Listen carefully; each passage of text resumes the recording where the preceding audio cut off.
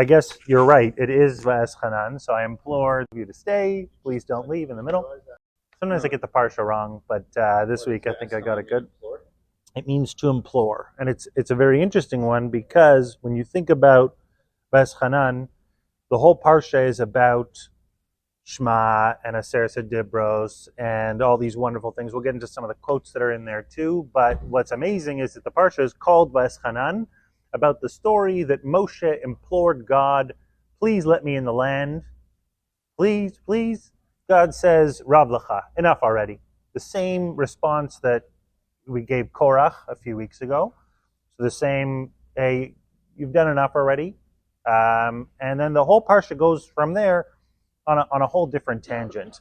And I guess that was kind of what was interesting to me is how we set the context for this and the Parsha flows in a very different way. This Parsha, if you remember when you were a kid, you maybe like stuck some paint down on a piece of paper and you folded it in half and you made like some kind of a butterfly kind of a thing. Not for this week's Parsha. I'm just saying it's Stam Azoy. You made an art project. Maybe your kids did. They're not in the middle of the summer. No, I'm not saying for Va'eschanan. Stam, you made an art project once. You put paint and you folded it and you're like, oh look, there's two sides of the same thing. Exactly, right? Oh, wow, a butterfly. The luchos. Okay, so now we can bring it into this week's Parsha because this week's Parsha is one of those designs. If you look in the middle, we have the Ten Commandments. But if you go on just on either side of that, we have the Lashonos of uniqueness of God. Right after, we have the one that we said this morning, we said every morning, in the evening, we say many times, Shema Yisrael Hashem Elokeinu Hashem Echad. A language of uniqueness. Right before Aseret Dibrot, we have another one, Ata Reis Ladas, ends Einod Milvado. So the butterfly is starting to grow on either side of the Aseret Dibros. If we go even further on both sides, this one is maybe a little bit more subtle. You see at the beginning of the Parsha, we talked about the idea of Moshe imploring God, Va'eschanan. What does he ask for? He asks to be led into land. And what does Hashem say immediately afterwards? He says, no, go and strengthen Yoshua. So this is obviously an instance here of Masorah. It's time for you to pass your torch on to the next generation. What's very interesting about that is that if you look at the echo on the opposite side, at the end of the Parsha, we have the Ki Yishelcha Bincha, the same story of what happens in the Pesach Seder, when your child should ask, another version of a kind of Masorah. So to me, it was just very interesting. When you look at this Parsha, you have this sort of butterfly effect, kind of a layout of the Parsha when you zoom out. So let's look at it in a little bit more detail.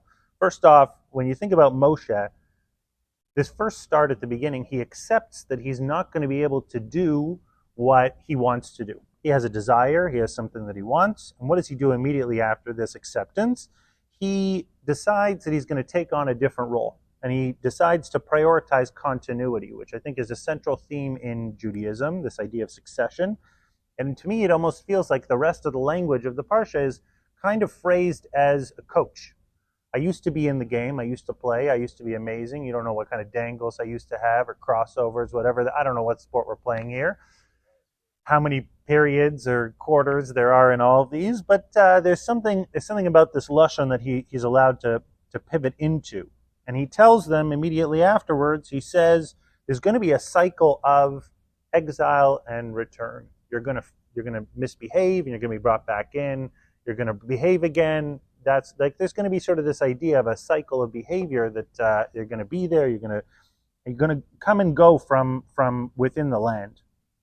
And if you think about this to me becomes the right frame for the Einod Milvado, because Einod Milvado is a language of uniqueness for God that puts him in control of everything.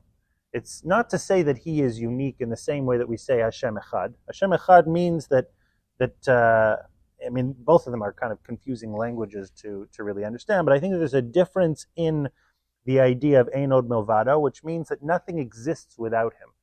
He's the Manig Olam. There's something about the fact that without him, nothing would exist. So all of these goings and comings and going in and going out, you can trust Hashem to keep you going in and going out. what's interesting is this little, in the butterfly that we talked about, this, maybe it's a Rorschach drawing, whatever you want to call it. The what happens is there's a ve'az, not ve'az, it's just an az. This it's like Az Yashir. So what's Az Yavdil? So what's amazing about this? The famous Az Yashir that we have from before was a spontaneous, from inside idea that they sang at the bank of the river, right? The Malachim were doing it at the same time, all kinds of amazing things. Here, the Az Yavdil is Moshe decides right now, right before I tell you about the Ten Commandments, I'm going to remind you about cities of refuge. Random. 3 psukim. These are going to be 4 psukim, whatever it is. These are going to be the places that you're going to be able to run to. And I think what he's doing here is this one nikuda of something that changes the way that we look at the parsha. Is he's reminding us of what it takes for us to make this transition to the next phase of going into the land, and kind of looking at the other side of the parallels in the second half of the parsha. Is that in order for us to have, the Mefarshim bring down that maybe it's just a practical kind of a guidance, in order for us to have a real civilization, we have to have justice set up when we go in. We have to have it properly set up, and we have to have a protection for life. We have to value life. We understand that we're going to make mistakes. We understand this cycle of exile and return that we just talked about.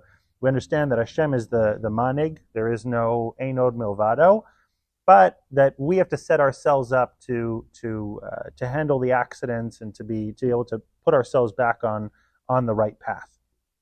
And maybe that put ourselves back on the right path is how we connect to the Haftorah also, because the Haftorah starts off Nachamu Nachamu Ami, and they just bring down, what does it mean, this Nachamu Nachamu? What's the story of it? So first, to put it in context, it's the first of 7 sets of Haftorahs that are about this recovery from the Shibud.